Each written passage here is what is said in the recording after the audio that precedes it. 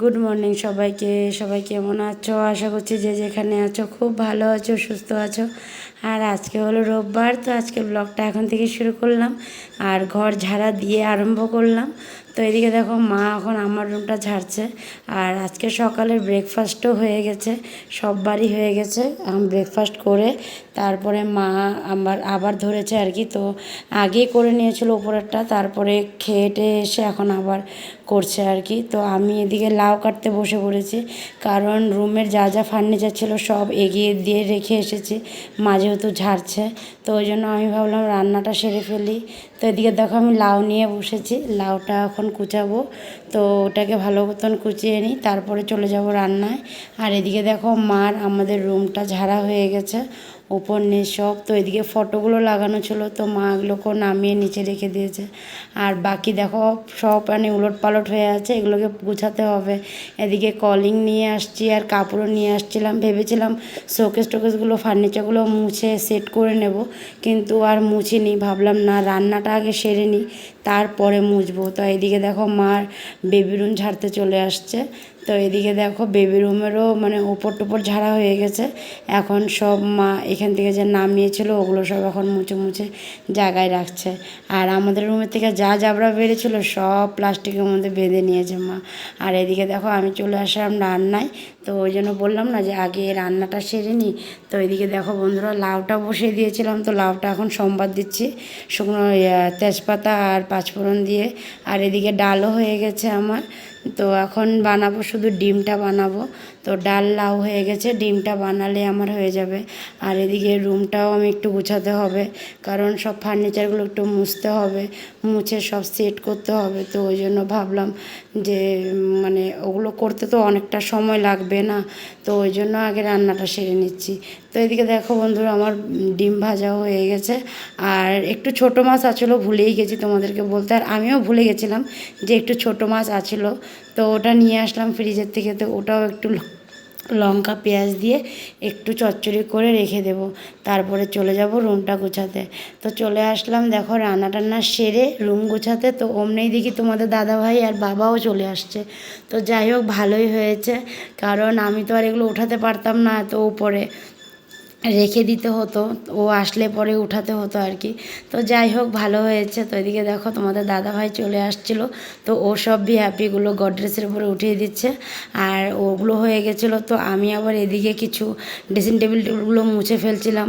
আর এদিকে দেখো ওকে সব ফটোগুলো মুছে মুছে দিয়ে দিচ্ছি, আর ফটোগুলো একটু জায়গা চেঞ্জ করে দিলাম। তো এদিকে দেখো ফটোগুলো মুছে মুছে দিয়ে দিলাম, আর ও সব লাগিয়ে ফেলছে। তো আমি এখন পুরো রুমটাকে একটু গুছিয়ে চলে যাব, ঘরটা একটু মুছবো। তো এদিকে দেখো ওরও হয়ে গেছে আর আমারও সব গুছানো হয়ে গেছে, এখন সব মুছে মুছে জায়গায় রেখে দেব। তো বন্ধুরা, এই মাত্র খাওয়া দাওয়া সেরে বাসনগুলো ছিল ওগুলোকে ধুয়ে রেখে এই মাত্র আসলাম এখন রুমে। তো এখন তো রুমের অবস্থাটাও খারাপ হয়ে আছে, পুরো রুমটা গুছাতে হবে।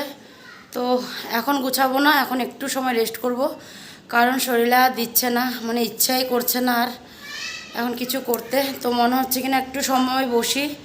আর মাথাটাও একটু পুরো ভিজিয়েছিলাম আজকে, তো একটু ছেড়ে দেবো একটু শুকানোর জন্য। আর প্রচণ্ড পরিমাণে মাথাটা ভিজে, গরমে আমার শরীরের থেকে বেশি মাথাটা ঘামে, খুব ঘামে, আর সহজেই শুকায় না। তো এখন একটু চুলটা ছেড়ে দিয়ে বসবো ফ্যানের নিচে। আর এখন আর ইচ্ছেই করছে না। তো দেখো না রুমটার অবস্থা দেখো, পুরো দেখো, সোফার টেবিলের দেখো, খাটের এখনও তোর কিচ্ছু পাতিনি। আর এদিকে দেখো সোফার পুরো রুমের পুরো সব উলট পালট হয়ে আছে, এগুলো সব গুছাতে হবে। আর এগুলো গুছাতে গুছাতে কম করে 1-1.5 ঘন্টার উপরেই লাগবে। তো ওই জন্য ভাবলাম একটু সময় রেস্ট করি, তারপরে এগুলো গুছাবো। ওহ, অনেকটা সময় রেস্ট করে নিয়েছি। আর এখন দেখো বন্ধুরা, চলে আসলাম রুমটাকে একটু গুছাতে। তো তখন তো বলেছিলাম দুপুরবেলা যে রুমটাকে পুরো গুছিয়ে নিয়েছি, কিন্তু রুমটাকে গুছানো হয়নি, শুধু ফার্নিচার যেগুলো সব মুছে টুছে ওগুলোকে জায়গায় সেট করে রেখেছিলাম। আর রুমটার যে তোষকগুলো, তারপরে কাপড় চাপড়, ওগুলো তো আর ভাঁজ করা হয়েছিল না তখন, তো ওই জন্য আর কি ওটা বলতে পারলাম না। তো এখন দেখো চলে আসলাম যে সব কাপড় জামাগুলো আর তোষক তোষক এগুলো সব ঠিকঠাক করে রাখার জন্য। তো এদিকে দেখো ফ্যানটাকে নামিয়ে রেখেছি, আর বিছনার মধ্যে বড় ছেলের কক বেড এগুলো ছিল, কারণ এগুলো গডরেজের ওই পাশে থাকে। তো মা ওগুলোকে সব বিছনার উপর রেখে দিয়েছিল, তো আমি ওগুলোকে নিচে রেখে দিলাম। এদিকে লাঠিগুলোকে উপরে রেখে দিলাম, আর তোষকটাকেও সুন্দর করে পেতে দিলাম। তো এখন চাদরটা পেতে দেবো, তো ওই জন্য ভাবলাম এদিকটা আগে গুছিয়ে নিই, তারপরে ওদিকে যাব, মানে এই সাইডটাতে আসবো। তো এদিকে দেখো আমি চাদরটাও নিয়ে নিলাম, আর ভাবছিলাম একটু রুমের লুকসটাকে একটু চেঞ্জ করব, মানে ফার্নিচারগুলোকে একটু এদিক ওদিক করার ইচ্ছে ছিল, কিন্তু করিনি, কারণ মানে আজকে অনেকটাই লেট হয়ে গেছিলো এমনিতেই। তার উপরে আবার যদি ফার্নিচারগুলোকে টানাটানি করতে হয় তখন তো আরও মানে অসুবিধা হয়ে যাবে, কারণ মানে সময়ও নেই অতটা। তার উপরে আবার তোমাদের দাদা ভাইয়ের ক্লাস আছিল দুপুরবেলা 4টার থেকে ক্লাস, ওই জন্য মানে আমি আর ওকে কিছু বলিনি। তো আর গরমের মধ্যে এগুলোকে টানা হেঁচড়া করাও তো একটা মানে খুব কষ্টকর।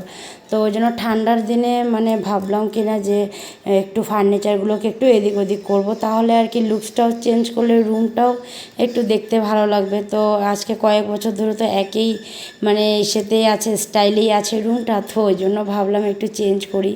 তো এদিকে দেখো আমার বিছনাটা তো গুছানো হয়ে গেল ওই পাশটা, এখন চলে আসলাম সোফার দিকে, আর বইয়ের টেবিলটাও গুছিয়ে ফেললাম। তো সোফাটাও গুছানো হয়ে গেলো, এখন কিছু কাপড় আছে এগুলোকেও এখন গুছিয়ে নেব। এরই মধ্যে আবার মা দুধ গরম করে ছেলেদেরকে দিয়ে দিয়েছিল, নাতিদের খাওয়াও হয়ে গেছে, আর আমি এদিকে কাপড়গুলো ভাজই করছি আর কি, রুমটাকে গুছাতেই আর কি লেগে আছি। তো মা ওদিকে ওদেরকে খাইয়ে দিয়েছে, আর এখন আমি সব গুছিয়ে তারপরেই যাব রান্নাঘরে। ফাইনালি রুম পুরো গুছানো হয়ে গেল, দেখো বন্ধুরা পুরো রুম গুছানো হয়ে গেছে। আর এদিকে বড় ছেলে আসছে, ওর কিছু বই নেওয়ার জন্য, হিন্দি বুক, কালকে হিন্দি এক্সাম আছে, তো হিন্দি বুক নেওয়ার জন্য আসছে, পড়তে বসছিল এতক্ষণ। আর এদিকে দেখো পুরো রুমটাকে আমি সুন্দর মতন গুছিয়ে নিলাম।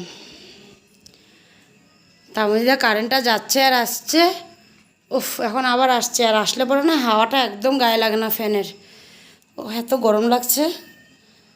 দেখো পুরো রুম আমার গুছানো হয়ে গেছে। আর এদিকে এই যে শার্ট আর প্যান্টটা রাখা আছে, কালকে ওর স্কুল আছে ওই জন্য এখানে রেখে দিলাম, আর আমার নাইটিটাও এখানে রেখে দিলাম, কারণ কালকে তো পড়তে হবে, তো ওই জন্য এখানেই রেখে দিলাম। কী হচ্ছে বাবা? চলে আসলাম একটু ডাইনিংয়ে, দেখো দুজন পড়তে বসছে। হ্যাঁ তোমার চকটা কোথায় পড়ছে দেখো, এই যে নিচে পড়ছে চক, ওই যে উঠে আনো নিচের থেকে, জল খাবি নিচের থেকে উঠে আনো। তুমিও জল খাবা? আচ্ছা ঠিক আছে দিচ্ছি। আচ্ছা খাচ্ছ জল? হ্যাঁ খাইয়ে তারপরে লেখো ABCD লেখো। আরেকজন দেখো বোতল নিয়ে বসছে, এত জল পিপাসা লাগছে ওর। না খায়ে তারপরে না পড়াটা কমপ্লিট করো, লিখে দিব। আচ্ছা ঠিক আছে রাখো, আমি লিখে দিব। নিচে বসে আছি দেখো, পাক্কাতে বসে আছি, কারণ যেই গরম পড়েছে মনে হয় কিনা নিচে বসে থাকলে একটু ভালোই লাগে উপরের থেকে। আর আজকের ভোল্টেজটাও খুব খারাপ, মানে ভোল্টেজটা একদমই নেই। রান্নাঘরে তো লাইটে জ্বলছে না, টর্চ জ্বালিয়ে জ্বালিয়ে মানে ভাতগুলো দিলাম সবাইকে। আর এদিকে বাচ্চাদেরও খাওয়া হয়ে গেছে, আর বাবার আর তোমাদের দাদাভাইয়েরও হয়ে গেছে, শুধু আমি আর মায়ে আছি বাকি। তো বসবো একটু পরে, তো ওই জন্য ভাবলাম এসে আগে ভিডিওটাকে শেষ করি, তো ওই জন্য চলে আসলাম তোমাদের কাছে। আর কালকে আবার সকালে তাড়াতাড়ি উঠতে হবে, তো ওই জন্য ভাবলাম বেশি দেরি করব না, খেয়ে আবার ঘুমিয়ে পড়বো, কারণ স্কুল থেকে ইনফরমেশন এসেছে যে কালকের থেকে মানে একটু তাড়াতাড়ি ক্লাস আরম্ভ হবে, 8টার থেকে ক্লাস আরম্ভ হয়ে যাবে 12:30 পর্যন্ত। তো ওই জন্য ভাবলাম যে তাড়াতাড়ি যদি ঘুমিয়ে পড়ি তাহলে হয়তো তাড়াতাড়ি উঠতে পারবো। আর এই গরমে তো রাত্রে ঘুমটাও ভালো করে হয় না, তো ওই জন্য সবারই, খালি আমার না সবারই এই গরমে অবস্থা খারাপ হয়ে যাচ্ছে। তো ওই জন্য ভাবলাম চলো তাড়াতাড়ি করে ভিডিওটাকে শেষ করে দিই। তো ওই জন্য আজকে ভিডিওটা এখানে শেষ করে দিলাম, আগামীকাল আবার নতুন ভিডিও নিয়ে তোমাদের কাছে আসবো। তোমরা ভালো থেকো, সুস্থ থেকো, আর সাবধানে থেকো। আর আজকের জন্য tata bye bye, good night, tata.